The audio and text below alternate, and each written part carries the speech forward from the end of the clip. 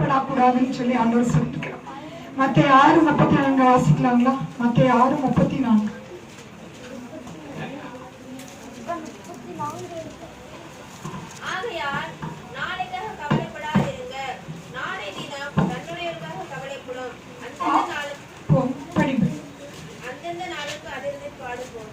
மத்தேயு 6:34 வாசிக்கிறோம். ஆகையால் நாளைக்காக கவலைப்படாதீர்கள் என்று சொல்லி ஆண்டவர் நமக்கு ஒவ்வொருவருக்கும் இந்த வார்த்தையை கொடுக்கிறார். நமக்கு எல்லாருக்குமே என்ன கவலை? நாளை தினத்தை குறித்து தான் கவலை. ஆனா ஆண்டவர் சொல்றாரு, நீங்க நாளை தினத்தை குறித்து கவலைப்படாதீர்கள் என்று சொல்லி. இயேசு கிறிஸ்து கவலைப்படாதீர்கள் என்று சொன்னா நம்ம அதுக்கு அப்படியே கீழ்ப்படியும். நம்ம கவலைப்படாம ஒரு நாள் இருந்து பாருங்க, அற்புதங்கள் ஆண்டவர் செய்யறாரா இல்லையான்னு பாருங்க. ஹல்லேலூயா.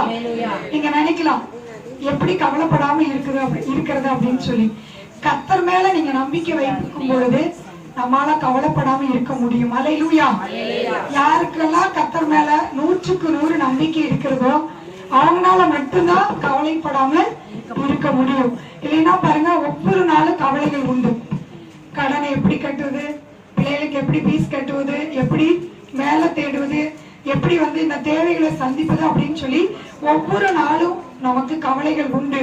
ஆனா ஆண்டவர் சொல்றாரு, நீங்க ஒன்றையும் குறித்து கவலைப்படாமல் அந்தந்த நாளுக்கு அதினதின் பாடு போதும் என்று ஆண்டவர் சொல்லுகிறார்.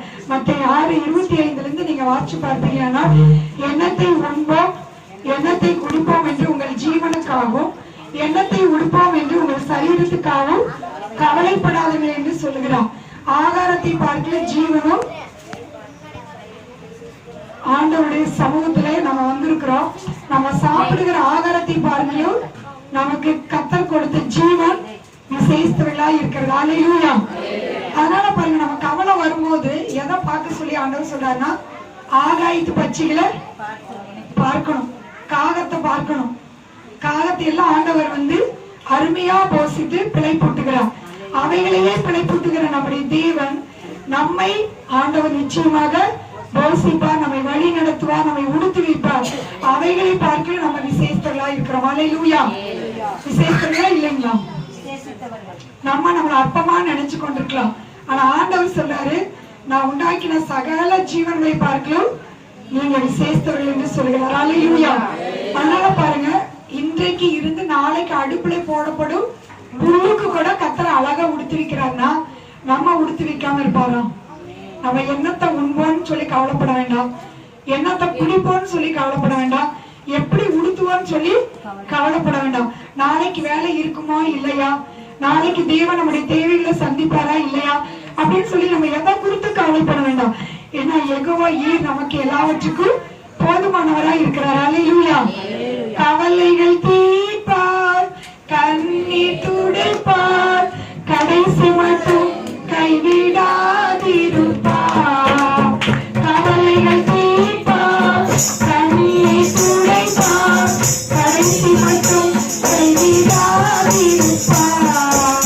பரமணி பழிப்பார், பாக்கியம் கொடுப்பார், பரம பதவியினுள் சிந்தனை இருப்பார். எண்ணி தருகிறோர் இருக்கையிலே எனக்கென்ன குறை உண்டு நீ சொல்வனமே.